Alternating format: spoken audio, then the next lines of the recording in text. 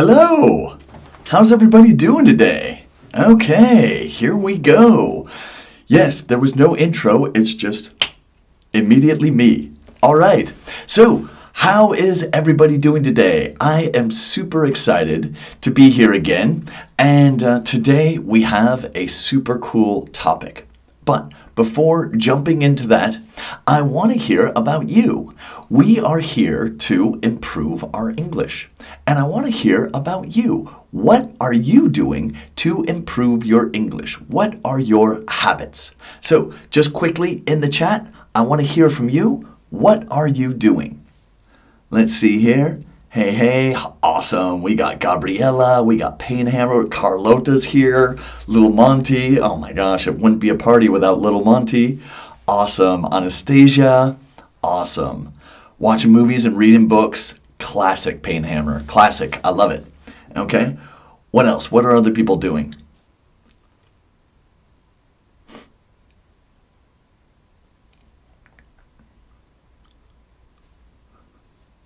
Well, not everybody all at once. That's my favorite line. When I ask for a volunteer and I get no volunteers, I say, whoa, only one. Come on, please. All right, watching movies. Gabriella watches movies. Jules says hello. Awesome, thanks. Reading books, listening to podcasts. Podcasts, I love podcasts. That is one of my favorites because you can be totally engaged or just sort of passively listening and learning. On my way home from work right now. Ooh, RN, right now. Very cool. Using those acronyms. Okay, cool. Well, today we're going to be talking about difficult situations. Yeah, you know, when we have like a conflict or a confrontation or an argument with someone, and how to negotiate those moments. Because I think it's true that everybody has brain freeze during those moments. Yeah, your brain just sort of locks up and you can't even think. So we're going to be talking today about some of those strategies. Yeah, some of those strategies, techniques, and of course, what? You know what I'm going to say, vocabulary. Exactly, vocabulary that for negotiating these moments. Yeah, I'm talking about, well, you know, well, I can tell you about my aunt. I have an aunt who, when she talks, she just wants confrontation. You know, she just wants to win her side of the argument. And she doesn't listen. Yeah, she just wants to win. And it is so frustrating with her because it's impossible to get to her. Yeah? She doesn't listen to anything. So we are going to talk about, well, yeah, I'm sure all of you know at least one person like that who just loves to hear themselves talk and they're not interested in what anyone else has to say. Well, that has inspired me to do a lot of research. Yeah, this is one of my passions, is discovering how to talk to people who are combative, yeah, who just want confrontation. All right, let's see here. Oh, yeah, and I'm going to tell you about this great book for communication. It's called How to Negotiate as If Your Life Depended on It. Yeah, isn't that a great title? It's actually a longer title. It's, yeah. This book is by this guy named Chris Voss, and it's got a very long title, but basically the premise is he was an FBI hostage negotiator. Yeah, and he shares with us some of his secrets for how to negotiate these brutal situations. Yeah, you can imagine. All right, cool. Let's see here. But before we jump into the topic today, I want to what? I want to I listen to songs, just watching it live. Oh, cool, Steph. Steph was watching me on TikTok. Awesome. I want to rewind. Yeah, exactly. I want to rewind. All right. I want to rewind, and I want to talk for a moment about last week's class. Okay, the last week's session, when I went live, we talked about tricky situations, misunderstandings, right? When you have these words that are confusing, yeah, these words that confuse us. And so I prepared a little quiz to test you. Okay, so in a moment here, we're going to take a look at this test, and each sentence has at least 2 errors. So you have to understand what the sentence says, because sometimes it's a little confusing, and you have to write the correct sentence in the comments. We're going to see who is the fastest typer. Okay, are you ready? So, and all of the sentences have some of these words that are confusing. Yeah, that they have similar words that either sound the same or they look the same, so be careful. All right, let me see if I can do this.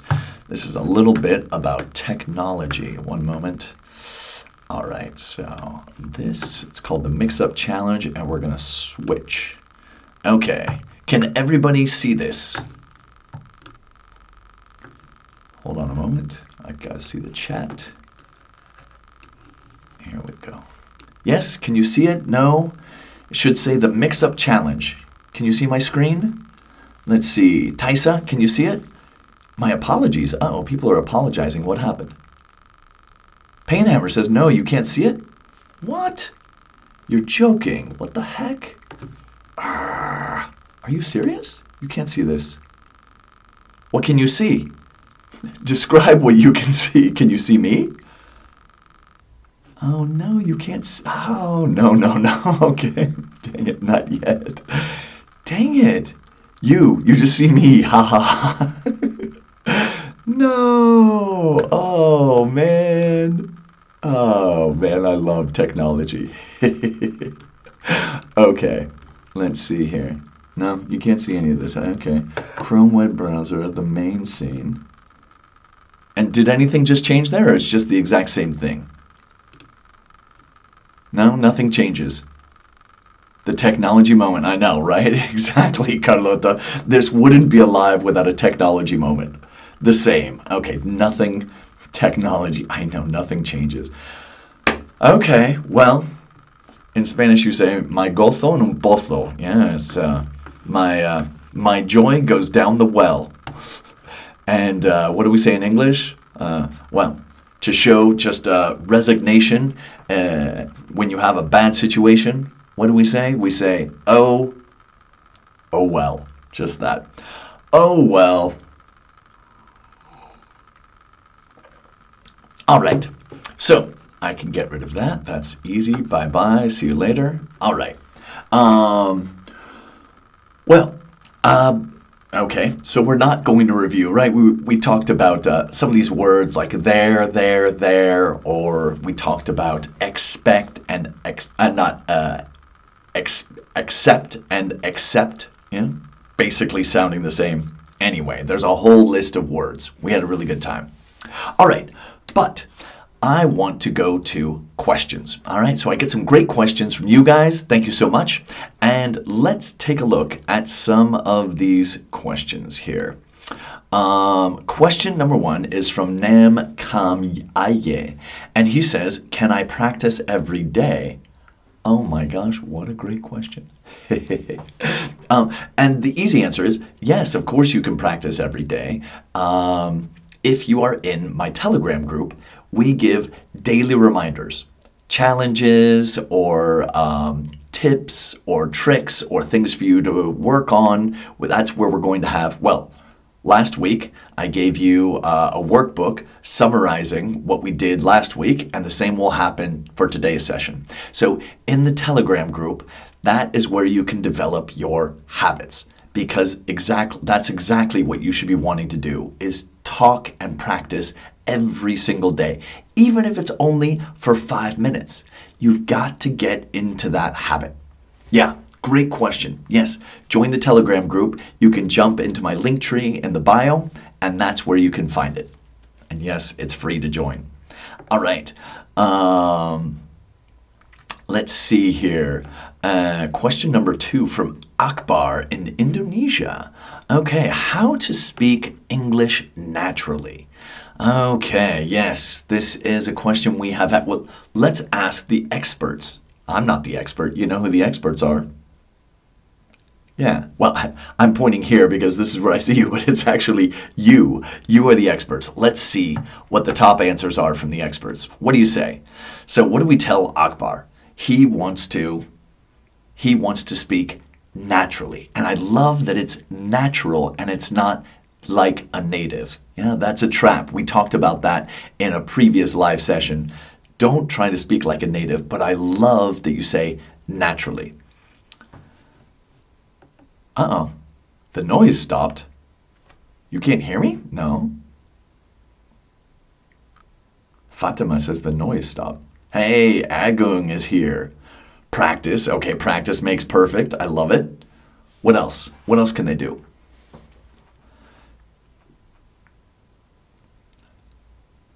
Okay. Adif says learn as much vocabulary as you can. Vocabulary is definitely essential. I can hear. Okay, good. People can hear. Thanks, Painhammer.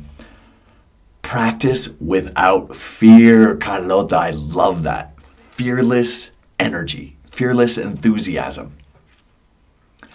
Ah, okay, there's background noise. I don't know. I hope it's not distracting. I should be totally silent in here. Okay. Oh, okay. Some people are recommending practice grammar. Listen a lot. Okay. I like that. And what is my personal solution? It is PANDA. Yeah. I love this acronym. PANDA. Yeah. And that stands for P for playing. I love to play with English. Yeah. How do children learn? Well, they learn by playing, right? A is for acting. Yeah. When you are using the language, put emotion into it. Yeah. Put feelings into it and exaggerate the things. Yeah. Don't just say, oh, I have to learn English. No, say, you know what? I have got to learn English, right? You are putting emotion into it. All right. So acting is the second one. N is narration, yeah, which basically means storytelling. We all engage so quickly with stories.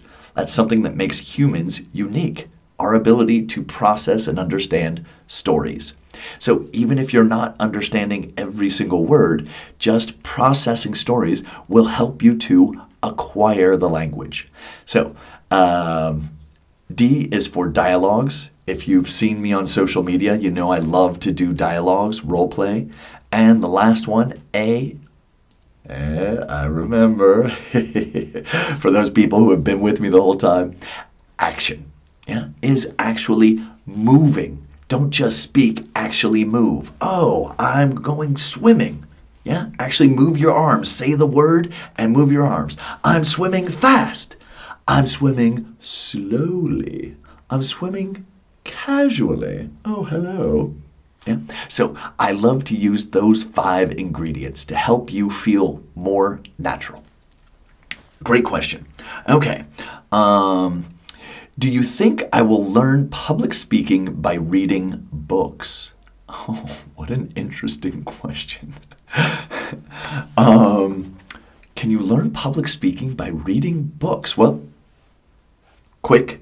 Yes, no, maybe so. Yes, no, maybe so. I read English books, and that helps me a lot too. Awesome, Jonathan. Conversations. Rita. Awesome. Hey, how's it going? Painhammer was nervous about the last A. All right. So, books are good, but let me ask you a question. Do you learn how to swim by reading a book about swimming? Not super well, right? So, okay, books can be helpful, but again, it's like language. The best thing you can do is every opportunity you have to practice speaking in public, even if it's only 2 or 3 people. Hey, great, here's another opportunity. And at first, it's terrifying. Yeah, it's horrible. right? You think, oh my God, that there's a study done, and they found that people's worst fear in life was speaking in public, worse than death. Yeah? Oh my gosh. Death, number 2, speaking in public, number 1. And the only way to overcome it is practice. Practice. We will do, in the future, I've been getting questions about public speaking. We will do some strategies for how to speak well in public, yeah, with communication. Not today, but in the future. All right. Great question. Man, you guys are wonderful. Let's see here. This is from Mariam in Pakistan. Can you give me daily practical lessons to speak? You read my mind. This is something that I, with my team, me and my team, that's incorrect, be careful. Something that my team and I have been working on.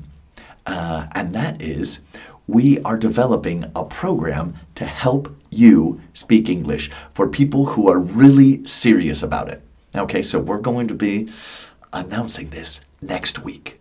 Okay, but yeah, we are launching something big, something powerful that's going to be for people who are really dedicated to improving their English and taking it to the next level. Okay, so wonderful question. We are going to be practicing all of those elements with my patented. Oh, did you hear the way I said that T? I didn't say patented. I said patented. Yeah, patented. Yeah, it's just a little patented. My patented technique of PANDA to help you guys get better and better. But getting ahead of myself. Ooh, quick question. To get ahead of yourself, yeah, there is an expression for this that has to do with skis. Does anyone know this expression? Now, I'm only asking because I know that you have a fantastic level. Have you heard this expression? To get ahead of yourself, yeah, means you're going too fast. Whoa, I have to slow down. Something to do with skis. Does anybody know this expression? Let's see if anyone knows.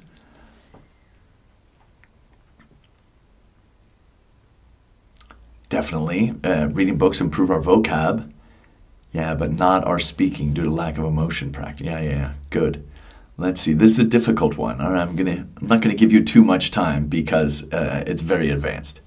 Yeah, to get ahead of yourself is the expression, and no one's gonna give it a shot, give it a go. Okay. The expression is to get out in front of your skis. Yeah, that's a lot of prepositions. To get out in front of your skis. I'm getting at, because if you have ever skied, if you lean forward, you fall. Yeah, you have to keep yourself balanced. So if you get in front of your skis, it's a bad thing. Yeah. So I know I have, but I can't fit skis in. Little Monty, good try. All right, cool. So to get out in front of your skis. Very advanced, very advanced. Okay, good.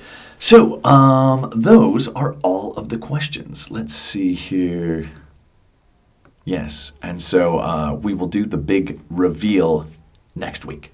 Okay. All right, well, let's jump into the topic. Let's jump into the topic of the day, which is dealing with these tricky situations. Yeah. And I am using as a foundation this great book by Chris Voss. Yeah? He was this negotiator for what? For the hostages. Exactly. Do you know what a hostage is? It's when someone takes you, yeah, someone kidnaps you, and they hold you for money. Who knows what that money is called? Does anybody know what that money is called? Get out over your skis, yeah. Starts with an R Fraud is when you give something that's fake, fraud. But this is if someone kidnaps you and then they ask for money to return you, they ask for a, who knows, it starts with an R. Painhammer, do you know this one? Good try. A reward, good try.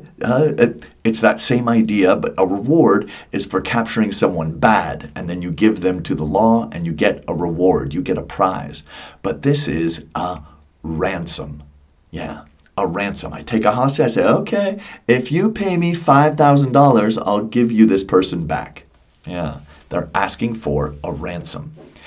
So this person he negotiated with kidnappers, yeah, criminals, yeah, terrorists, and he has some very interesting lessons for us. Now, he did not fight these guys with a gun.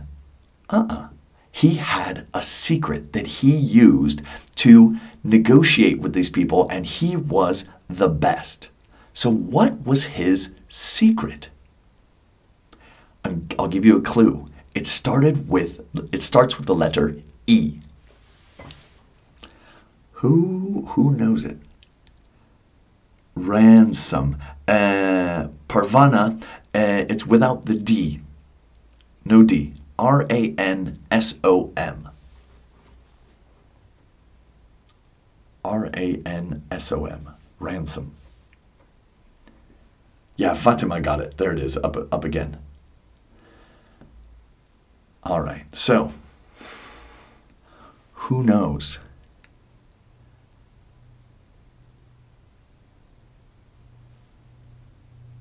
This is a difficult one. Maybe I didn't give you enough clues. So the key that he used was empathy. Empathy. Starts with an E. Empathy. Yeah. He learned how to understand the other person. And that gave him a distinct advantage, because when you understand the other person, you know what they want. And then, if you understand what they want, then you know how to best deal with that person. For example, he would negotiate with someone who would kidnap someone on a Monday. Yeah? And he looked at the patterns and he understood that, oh, why do they kidnap? Because they're looking for money to go out on the weekend. They go out partying on the weekend. So he knew that they were not going to be desperate until Friday, because that's when the weekend started. And so he waited until Thursday, and they would come down from 50,000 to about 3,000 by Friday. Yeah, that's how he would negotiate with them. Anyway, this book is full of these interesting stories, but we're going to talk today a little bit about empathy. All right, let's see here. Yeah. Now, with empathy, you don't have to agree with the person. Okay, it doesn't mean you see things the same way, but it means I understand where you are coming from. So let's do a little exercise with you. Okay, I want you to feel the feeling. Okay, what am I feeling? I'm going to tell you something, and you try to read my feeling. Okay, so let's see here. I tell you, oh my gosh, I can't believe I have to work again this weekend. What am I feeling? Oh my gosh, I can't believe I have to work again this weekend. Let's see. Give me just one. Disappointed. Good. Anything else? Taisa says disappointed. Disbelief. Oh yeah, disbelief. Carlotta sends an image. I'm not really sure what that is. Disappointed, disbelief, lazy. Yeah, lazy. I want to relax. Come on, I got the weekend coming, right?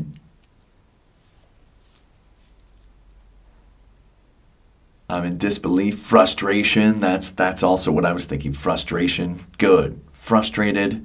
Okay, sad. Yeah, a little bummed. Oh man, I can't believe I have to work again this weekend. Maybe resigned. Okay, good. So you're feeling what I'm feeling. You're working with empathy. Now, when you are negotiating with someone, yeah, when you have this a conflict, yeah, that you have to work through, um, how many times have you felt like when I get into these situations, I feel like I can't communicate. Like my brain just freezes and I just stop being able to communicate. For example, if someone attacks me or criticizes me for something, well, I just freeze up. We have a reaction in our brain. It's a survival instinct. It's called fight or who knows it? Yeah, when you feel attacked, when you feel like you're in danger, when you feel that you are threatened, yeah, it's fight or it's two things. Your body is preparing for little Monty got it. It's fight or flight. So your body is preparing either to fight or to run away, to take off, to escape, right? Your body is ready for that. And in those moments, your brain basically stops working. It turns into monkey brain, okay? So what can you do when you feel that happening, right? When you feel attacked, right? What can you do? You have to work on empathy. So I want to give you 3 phrases, okay? So how do you understand the person? How do you understand what the other person is going through? Well, you try to put a name on it. You try to name what they're feeling.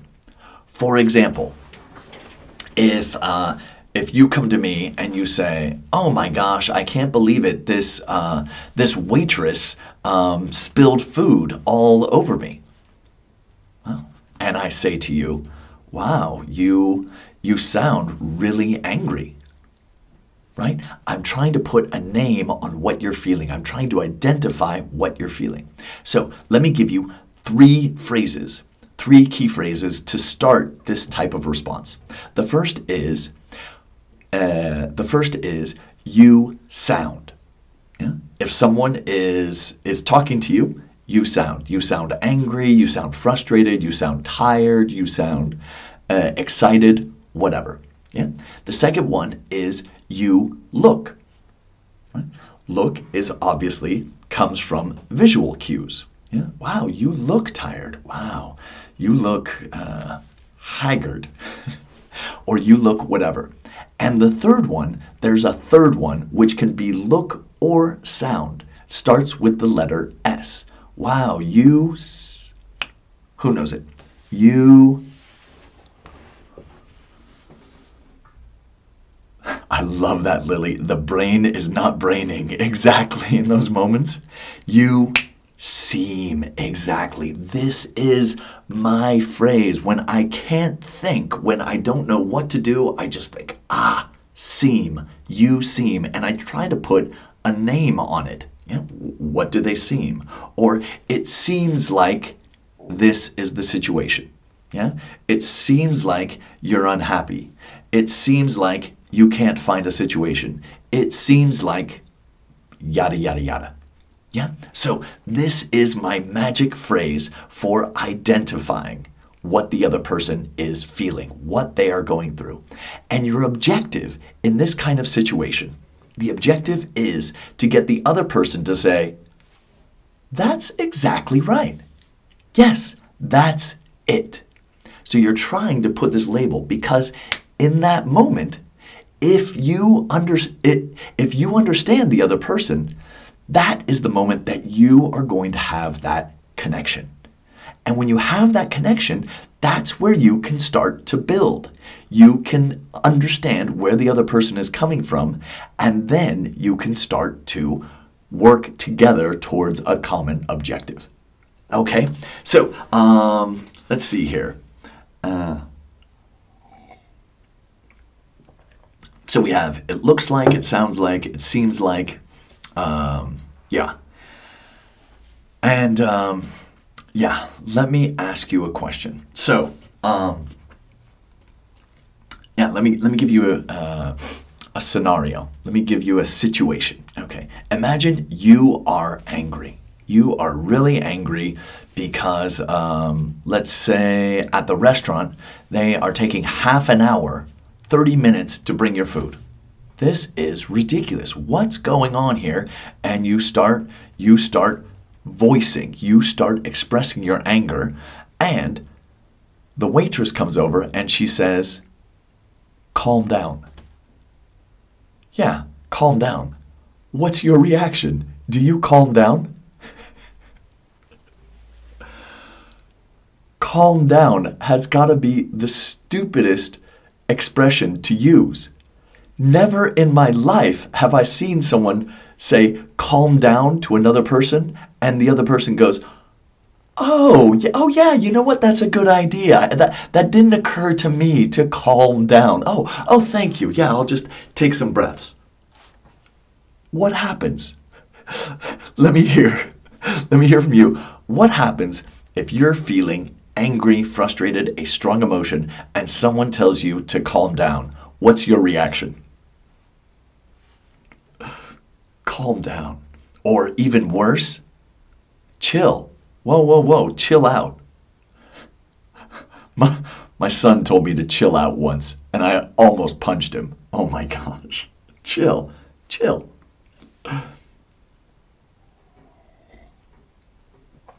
Yeah. Are you pulling my leg? Are you kidding me? Yeah, what would you say? What would you say to someone who says, "Hey, calm down"?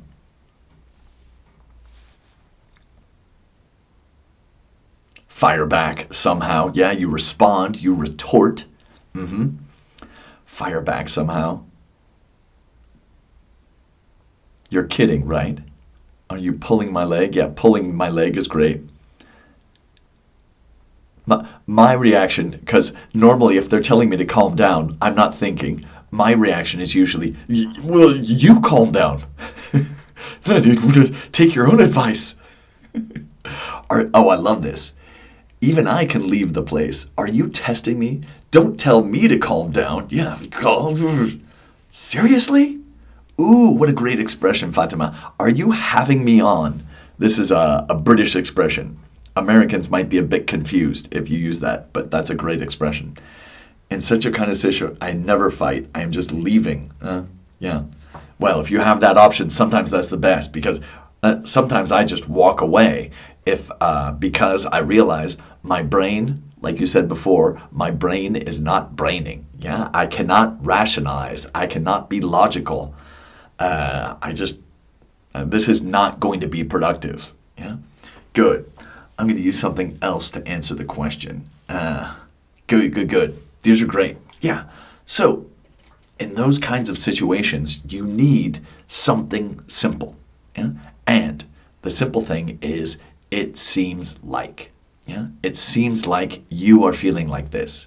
You seem, or just this situation seems unfair. Yeah? It seems like, it sounds like, it looks like. Those are the keys. All right. Okay, let's see here. Yeah, so let's do a couple of scenarios. Okay, a couple of scenarios, and I want to hear what you would respond in this scenario. Okay, so imagine you are on an airplane, and a person comes over to you and says, angrily, yeah, they are angry, and they say, "Excuse me, you are in my seat. You need to move now."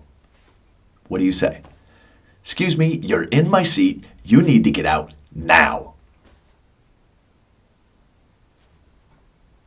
How do you react?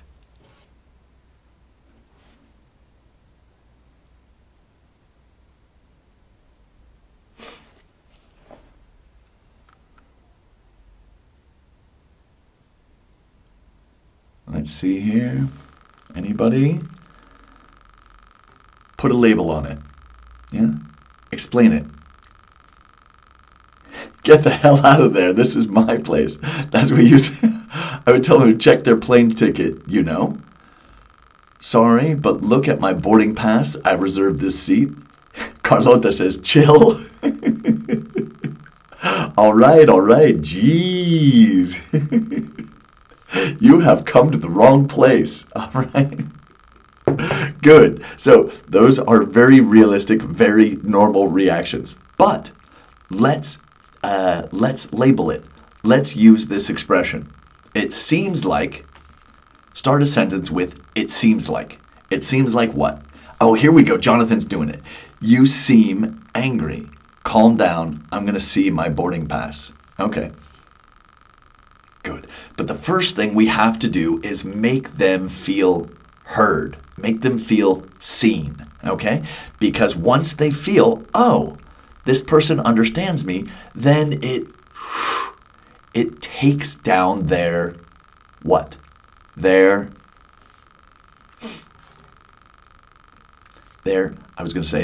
barriers. It takes down their guard. Yeah, they don't feel like they need to prove something if, oh no, I understand you. Good. So you seem angry. Okay, excuse me, I'm calling someone now. Okay, breathe myself. Okay, anger, let's see here. Take a chill pill. Yeah, those are totally normal responses, but we are practicing the it seems like. Yeah, you seem angry. It seems like, I would say, it seems like there is a misunderstanding. Or, it seems like we have a problem. Yeah, remember, you're trying to get the other person to say, yeah, that's exactly right. Yeah, you're trying to get them to go, yeah, you totally understand me. Because then, at that moment, when they feel understood, the barriers come down, the aggressivity dissipates. If you are telling the person, if you go to challenge their anger, well, that is how things escalate. But if you give in, you understand, you show empathy, then that is when the barriers come down. All right. Carlota says, you seem angry. I understand. I made a mistake. Sorry. Yeah, that's good. Carlota, I love it. Perhaps say, maybe, perhaps I made a mistake. Let me check my ticket. Perhaps it is. Just one moment, please. Right? Very good. Very good. Yeah, but take a chill pill. All right. It seems like you're sitting in my seat. Yeah. And we say in a seat. I don't know. In and on, they're very similar. It's a mess.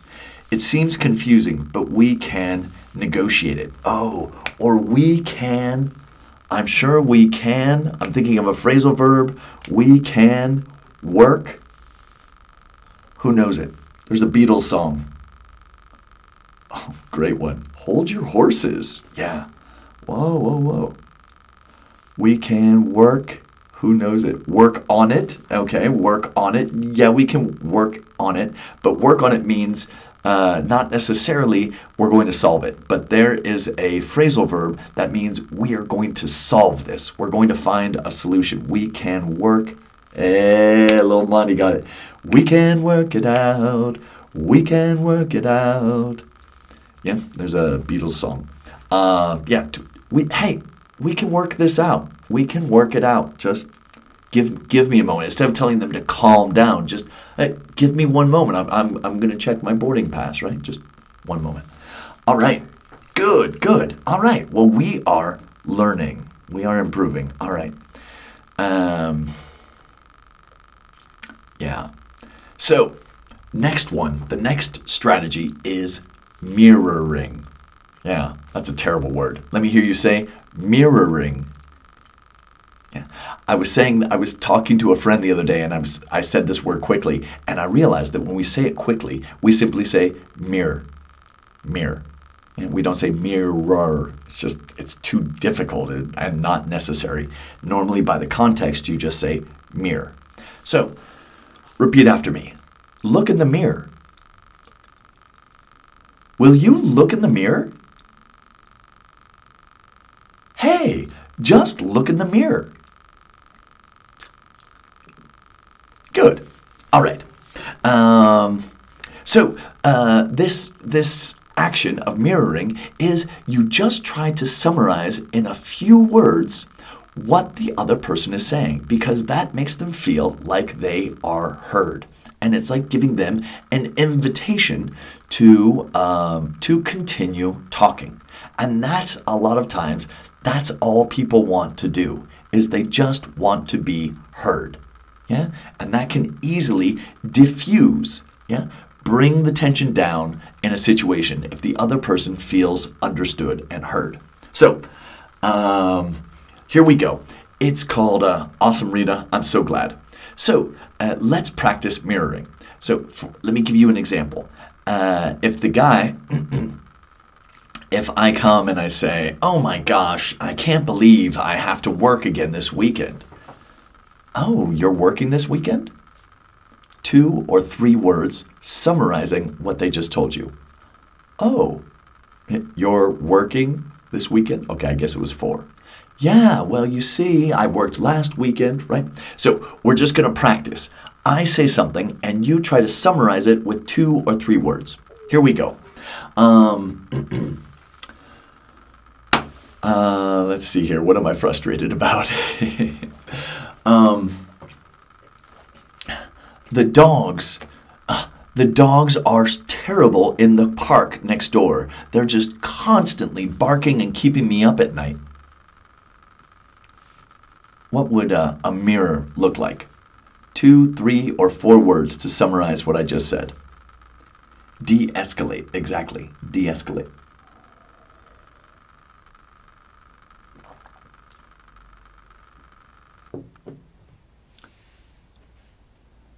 Good, Allah. So they're keeping you awake at night? Okay, that's a bit long. Try to even condense it even more. Oh, barking dogs are annoying. Oh, there we go. Some empathy. Oh, I totally understand. Oh, I hate barking dogs, right? Good. Oh, the dogs bark at night? Exactly, Carlota. Just sort of, oh, all night? Yeah, if you want to just make it even shorter. Well, until, you're asking them for additional information. I said, well, I didn't fall asleep until 4 a.m. And of course, well, they only barked until 3, but, I was so angry it took me another hour to fall asleep. How would you summarize that? Give me a little mirror. How would you mirror that sentence right there? Yeah, I feel you. Oh, Painhammer, what a great expression. Yeah, I feel you. Yeah, I can totally relate. Driving me crazy. Can they be more annoying? I like that. Oh, man.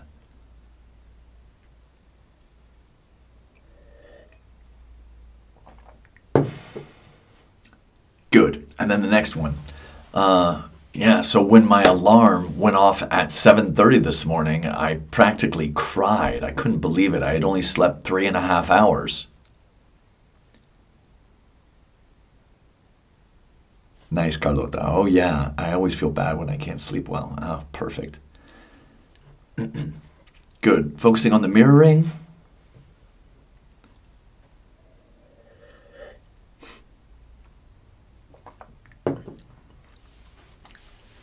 Yeah, if I say, yeah, I woke up at 7:30 and I was exhausted. I couldn't believe I only had 3.5 hours of sleep. Yeah, I'm not going to be able to function today.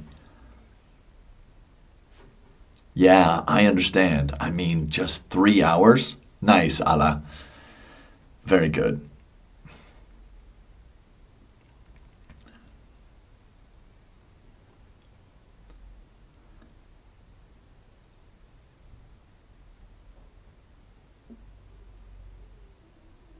Cool. All right. Great. You guys are really getting the hang of mirroring. I have one more one more story I want to tell you, and that is people like to have power. Yeah. And so, like, if I tell you, hey, chill out, take a chill pill, calm down, I am telling you what to do. And if I am telling you what to do, I have the power. Yeah, you have to do what I say. So people like to have the power. So I saw a video the other day that was explaining that a person was selling bus tickets for a tour bus in the city, and they were talking to people, and only about 10% of the people they talked to bought a tour bus ticket, right? But they changed their strategy and they said one phrase to give the people who were making the decision, they gave them the power, or at least made them feel like they had the power. What simple phrase did they give them that increased the sales from 10% to more than 30%? Just telling people this one phrase, giving them the power to make the decision. What do you think that phrase was? Let's see here.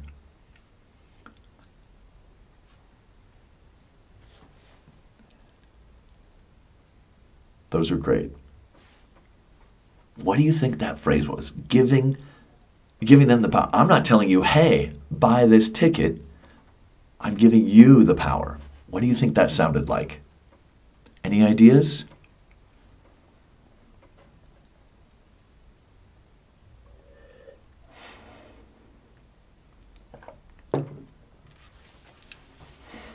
Yeah, maybe it's a difficult question. It is a difficult question, definitely. I'm going to give you a few more seconds. I have no idea, all right. How do you want it to be? Good. Those are good ideas. Okay, I'm going to reveal. Ooh, your call. It's that. Exactly. Allowing them the power to say no. Exactly. So, what does that, Carlota, you've got the idea, but what does that phrase sound like? It's, the phrase was, hey, feel free. Hey, feel free to say no. That was the sentence. Hey, I have this thing, but I want to tell you about something. Feel free to say no. So immediately you're saying, hey, I'm not imposing something on you. I am giving you the power. And just that little sentence made people feel comfortable. It brought down their defenses. It brought down their what am I going to say? Do you remember? I said it before. Their barriers.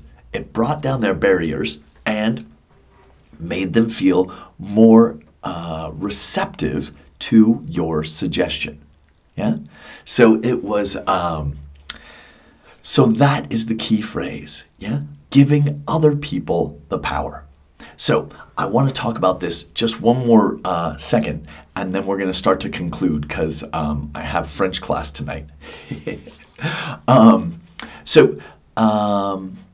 So a strategy is to let the other person say no. Yeah. Have you ever seen this strategy, this marketing strategy, where they try to get you to say yes, and then they think, oh, well, now that this person has said yes, they're opening the door for other things. Have you ever had this? For example, do you care about your children? Oh, okay, but this is a trick. Of course I'm going to say yes. What kind of, or like, do you want to save money? Well, only an idiot would say no, okay, but I feel like when I receive those questions, I feel like what? How do you feel? Yeah? When someone asks you a question that is an obvious looking for a yes, how do you feel? Let's hear how you guys feel. Yeah, Carlota, I know. I'm just like, oh, here we go. This stupid marketing strategy. Carlota hates it. Does anybody like it? I would probably still say no. I don't want to save money. That's what I told. Somebody called me and they said, I was talking to someone, they were trying to sell me insurance the other day, and they said, why don't you want this insurance? I said, because I like to lose money.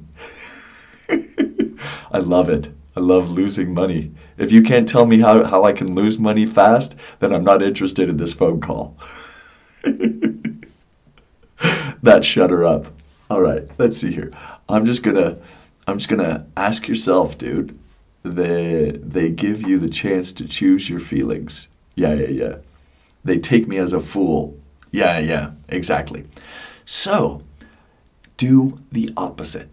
Try the opposite, which is setting the, instead of saying, for example, I call you on the phone and I say, oh, is now a good time? Oh, yeah, sure. The opposite. Let the other person say no. Let the other person say no, and that gives them the power. Yeah? So, what would a question like that look like? It would look like, oh, is now a bad time to talk? Is this a bad time? Oh, no. Person gets a no, and if they feel like, oh, I'm in charge. Look at this. I can say no. All right. And that feeling breaks down those barriers, makes them feel more comfortable, because that is what you want. You want them to feel more comfortable, because that is the way that you can connect. And when you connect, then you can work together towards your common goal, right? Okay, so let's imagine you are trying to sell,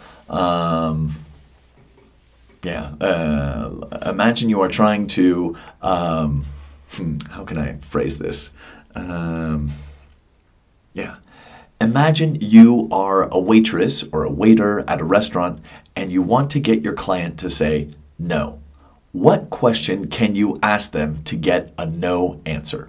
Let's see how creative you are. So you are the waiter or the waitress and you want to ask them a question and you want the answer to be no. Let's see here. Oh no, Taisa, okay, take care. Thanks for tuning in. Let's see who can come up with a question to say no.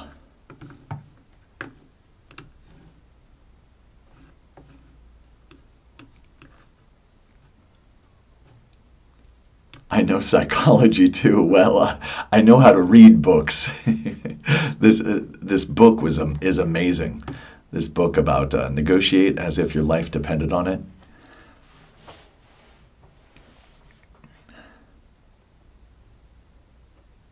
Oh, that's the name of the book. It's a very long title. It's Never Split the Difference. Negotiate as if your life depended on it. Yeah? Never split the difference. To split the difference is to share the difference. If you want 40 and I want 60, the difference is 20. Okay. Each of us will take 10 and we'll come to 50. It says never split the difference. Okay. All right, here we go. Is this table uncomfortable? Oh, great one. Do you want the cold soup that's been sitting out for 2 hours? Do you want to pay an extra big tip? Oh, these are awesome. Would you like the spiciest dish we have? Is the food too salty? Is everything good, sir? Oh, careful. That's a yes. Hopefully that's a yes question. Okay, great. You guys are awesome. All right. Well, hey, it's almost time to finish, but I want to play one game of what? Of forgetful storyteller. Okay, so I tell a story and I forget what the story is about, and you have to invent the things, and I will take the most creative ideas. Okay, so let's see here. This story is called The Doctor's Office. So, an angry woman walked into the doctor's office. Oh, she was really angry. Her name was Susan, and Susan rang the bell, ding, ding, ding, ding, ding, and said, I want to see the doctor. And the receptionist said, what seems to be the problem? And Susan said, what did Susan say? Why was she angry?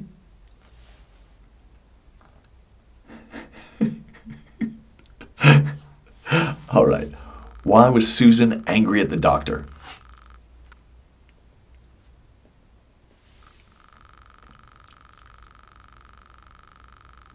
I did not get my reports yet. Exactly. That was it. I did not get my reports. Where are my reports? And so, and she said, oh, well, hold on one moment. Let me check the files. And Susan, she was looking at the receptionist, and she got angry at the receptionist because she saw that she was not checking her files. Do you know what she was doing? Well, let me tell you what she was doing. She was, I can't remember. Who knows what she was doing instead of checking the files?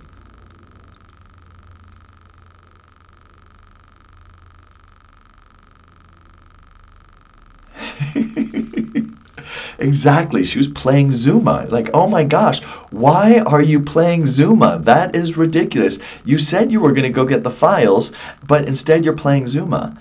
And the woman tried this technique that she had learned from Chameleon, which was, oh, it seems like you're angry. And she said, oh, you know what? I definitely am angry. But that diffused her anger a little bit. And she said, wow, Zuma looks like fun. Do you mind if I do it with you? And the receptionist answered, what did she answer? I can't remember what she answered. She was playing with her phone. She was scrolling on TikTok. She was texting her best friend.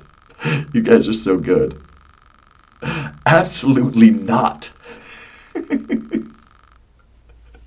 Yeah, it's only for a single player.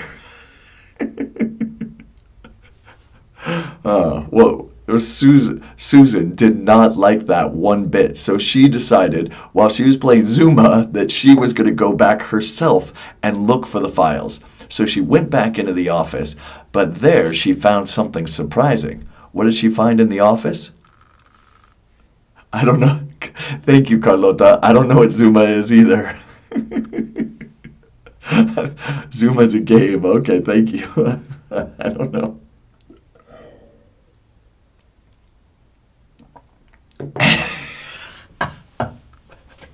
Exactly, and he found that the doctor is playing Zuma too.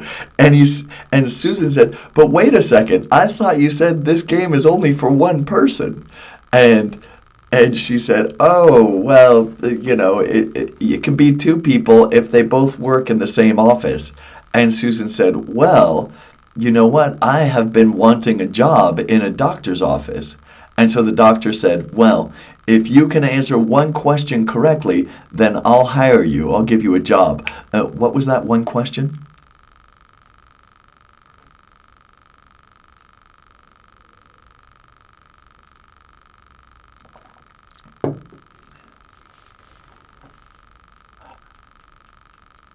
You have to have a medical degree to play Zumba.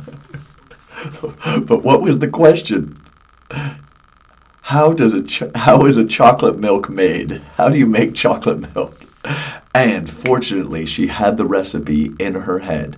You just take a little bit of brown chocolate, a little bit of black chocolate, you grate it up, and then you add a little bit of sugar, you put it in the blender, and voila, chocolate milk. And the doctor was so impressed, he hired her on the spot, and they played Zuma until the end of the day, and they lived happily ever after. All right, you guys, you are awesome. Who creates Zuma? I have to go look up Zuma.